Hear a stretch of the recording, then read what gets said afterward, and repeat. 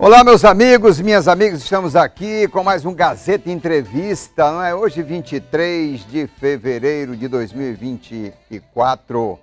Muito obrigado, Gabriel Rota, por desejar aí um feliz aniversário amanhã. Graças a Deus, 6.3, estamos aí, né? Gente, bom, mas vamos ao que interessa aqui. O nosso entrevistado de hoje, o nosso convidado especial, é o secretário de Saúde, o médico Pedro Pascoal. Você sabe que a gente que está acompanhando os processos políticos dos últimos anos, aqui acontece o seguinte: primeiro a pessoa é condenada, né, e depois é que é investigada. Vem uma condenação pública, rede social, aquela confusão toda. Eu trouxe o secretário aqui, o convidei para a gente falar deste caso envolvendo o governo do estado, que é o da Meditrauma. Vamos esclarecer ponto a ponto. E eu te convido para essa entrevista aqui, a gente vai ser muito objetivo. Doutor Pedro, muito obrigado por vir aqui ao nosso Gazeta Entrevista. Boa tarde. Meus parabéns adiantado também. Obrigado, obrigado. É isso aí. Bom, eu queria saber da origem do problema. A gente assistiu no Fantástico, eu ouvi dizer que tinha concorrência aí no meio. Qual é a origem do problema com a Meditrauma? Bom, eu acho que é válido puxar todo o histórico que nós tínhamos em relação à assistência. 2021, eu ainda quanto coordenador do SAMU, nós tínhamos aquela realidade do pronto-socorro, com os corredores superlotados, a questão dos pacientes que aguardavam por procedimentos cirúrgicos, por alguns pontos administrativos, no qual faltavam as próteses, ou as próteses que eram listadas pelo governo não eram as mais adequadas para aquele tipo de procedimento, e nós tínhamos aquela superlotação. Algum tempo atrás, o processo de terceirização da saúde complementar, ele foi iniciado com a equipe da anestesia, nós temos o serviço da neurologia terceirizado, nós temos o serviço da hemodinâmica, que é o cateterismo terceirizado, serviço de imagem, enfim, outros serviços que são terceirizados que fazem a saúde complementar. Em 2021, visto, né, um dos pontos frágeis que nós tínhamos na assistência, era o paciente que ficava muito tempo no corredor do pronto-socorro. E tinha muita reclamação na imprensa sobre isso. Exatamente. E alguns desses pacientes, eles acabavam sendo atendidos. Após estabilização, eles tinham o seu quadro estabilizado, né, vamos dizer assim, e era liberado para ser abordado no segundo, no terceiro momento. Esse paciente, nós temos pacientes históricos da nossa regulação, de pacientes que aguardam por um procedimento há 5, 10 anos aí. Temos pacientes na fila de 2015, que aquela fratura que era reversível se tornou uma lesão permanente. E uma tentativa da gestão, à época, eu não fazia parte do primeiro escalão, né, eu via que houve um movimento para um processo licitatório, na qual a empresa ela seria contratualizada para prestar serviço naquela área fim. Urgência, trauma ortopédico, voltado para urgência e emergência, que começou a dar vazão. Nós tínhamos muitos pacientes que precisavam ser reabordados. Estava represada ali, né? Aquela demanda represada significativa. E esses pacientes ainda de 2015 permanecem na fila porque foi sanado em partes, foi sanado o problema do pronto-socorro. Os pacientes que se acidentam, os pacientes que, por algum motivo, né, acidente de trânsito, acidente em domicílio, acidente de trabalho, que envolva o quadro ortopédico, eles, quando adentram o pronto-socorro, eles são imediatamente atendidos. E, inicialmente, um processo licitatório, depois houve o esgotamento do contrato, houve a situação da contratação emergencial, e, por fim, em 2022, se eu não me engano, dia 1º de agosto de 2022, houve a contratação através de um último processo licitatório que envolve a atual empresa. Nós assumimos dia 1º de janeiro, nós tentamos... do ano passado, né? Isso, dia 1º de janeiro de 2023, nós fizemos o levantamento de todos os contratos que nós tínhamos e nós começamos a aplicar o nosso modus operandi de gestão. Nós fortalecemos a fiscalização, nós fortalecemos a gestão nos contratos e tentamos aí, ao máximo, trazer tudo que era feito, ou eu digo assim, tudo que era encontrado tem um termo que o controle interno usa, que é... Me fugiu o termo aqui na cabeça. Mas quando é identificado alguma situação de pendência, é apontado para qualquer empresa que presta serviço à Secretaria de Saúde, entre apresentação de nota fiscal, certidão negativa de débito, pagamento de funcionários, recolhimento de... Tem que estar ajustado. Receita Federal, enfim, todas essas certidões, elas impedem o pagamento de uma próxima etapa. Então, vou citar aqui o controle interno, houve um aumento na fiscalização também no controle interno. O controle interno é uma estrutura de secretaria, uma estrutura de gestão ligada diretamente ao gabinete.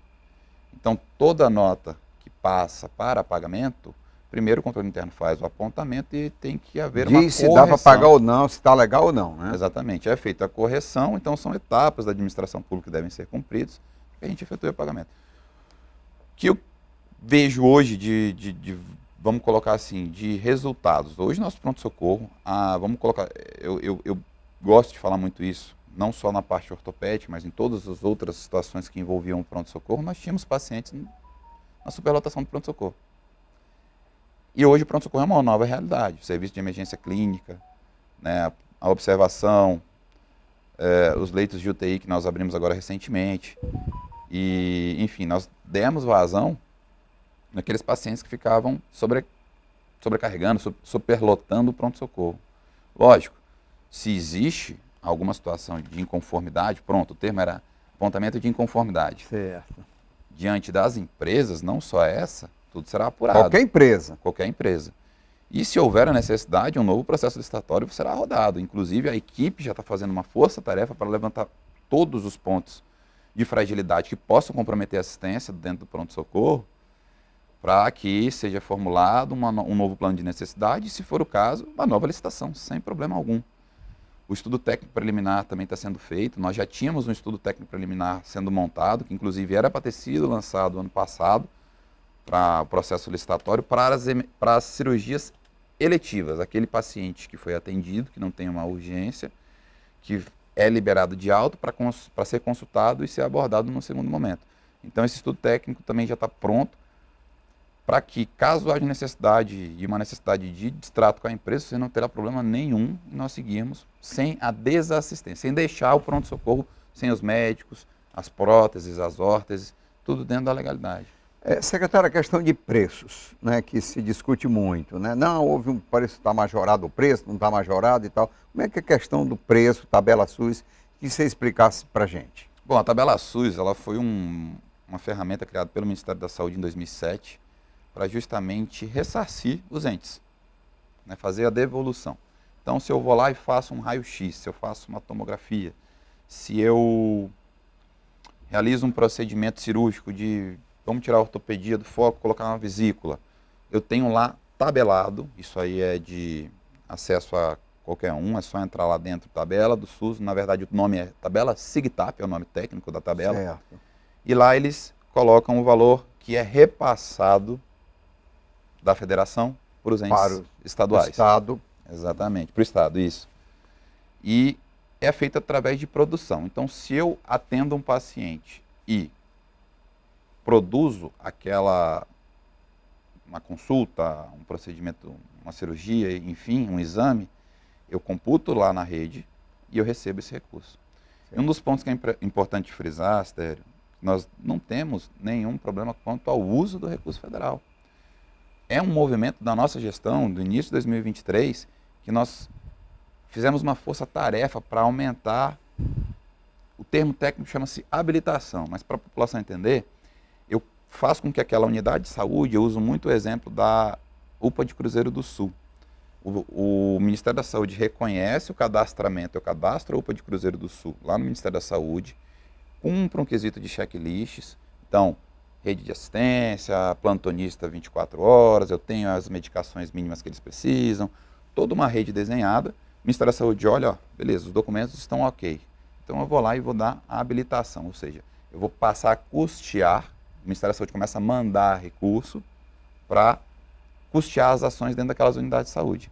Então, esse ano de 2023, nós fizemos toda uma força-tarefa, a equipe de regulação, a equipe administrativa, para que nós aumentássemos a captação do recurso federal. Sim. Tanto que, o resultado, nós tivemos um aumento de 33% na nossa arrecadação nesse ano de 2023. E a meta é aumentar mais o ano também. Esse ano, na verdade. Isso é um bom sinal de que as prestações de contas estão em dias com o Ministério? Exatamente, nós temos a auditoria do SUS, né, que é outro órgão controlador ligado ao gabinete, que faz os apontamentos dos pontos frágeis que precisam ser corrigidos. Né? Desculpa. Nossa. A denúncia de que houve, por exemplo, a compra de material, um valor acima da tabela do SUS. Eu faço uma comparação, secretário, com a questão de preços. Eu me lembro, por exemplo, aqui do prefeito Marcos Alexandre, quando ele era prefeito, independente de questões políticas aqui, que eu não quero entrar nisso. Né? Mas eu me lembro dos processos que existiam no DERACRE, né, na CGU, por conta de quando ele foi presidente do DERACRE, acerca de preços de produtos, dos insumos para 364. Ele, sempre nas campanhas, os adversários exploravam, ele é processado, e não sei o quê, não prestou conta, e majorou o preço lá no trecho, não sei da onde. O Marcos Alexandre, com calma, foi derrubando, mostrando que o preço praticado na BR não pode ser o mesmo preço de quem está lá do lado da fábrica de cimento, que está do lado ali da onde se tira a brita e tal. É mais ou menos a mesma coisa, aqui no Acre é diferente ou não? Eu vou lhe dar um exemplo, vou usar a situação da vesícula. Hoje, na tabela SUS, um procedimento de vesícula envolvendo o honorário, os custos com o profissional médico e o procedimento hospitalar. Ele faz uma divisão lá e coloca um valor hoje para operar a vesícula de R$ 990, se eu não me engano.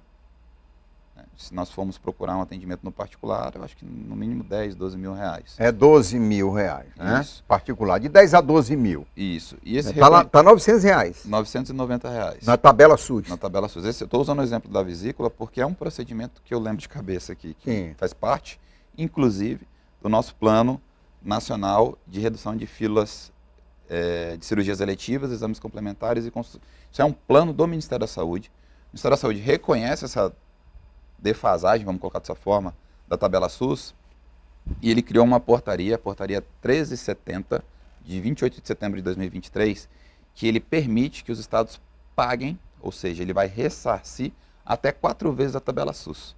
E se nós conseguíssemos demonstrar, né, eu digo Acre, Amazônia, Rondônia, Roraima, Mato Grosso, Brasília, São Paulo, onde seja, se ele conseguir demonstrar que aquele procedimento ele tem uma necessidade, pronto, vou usar o nosso exemplo aqui, por conta da logística, um local longe, uma necessidade de valores superiores a 4 vezes a tabela SUS, eu ainda tenho, só que lógico tem que formalizar, de que eu tenho as características que me justifiquem o uso de recurso além de 4 vezes a tabela SUS. Então, esse documento, essa portaria que foi expedida em setembro de 23, ela mostra esse fato que foi um dos nortes que nós usamos para captar mais recurso federal destinado à saúde estadual.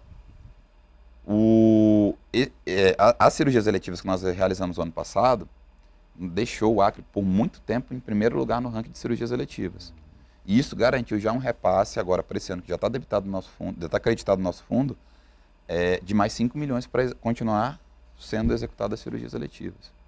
Isso é um sinal de que, se o Ministério está aumentando recursos, é um sinal de que a situação está bem controlada ali. É um sinal de que tudo que foi planejado dentro do nosso plano estadual de saúde, tudo que foi autorizado pelo Ministério da Saúde foi executado. Se houvesse alguma irregularidade naquele quesito, eles não fariam a liberação de continuação do projeto, do programa, etc. A Secretaria de Saúde já estava, ou por exemplo, um trabalho permanente, você está apresentando justificativas para o Ministério da Saúde?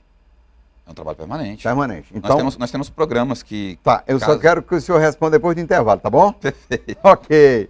Eu vou para o intervalo e volto aqui, tá bom? Já, já. Vai daí não.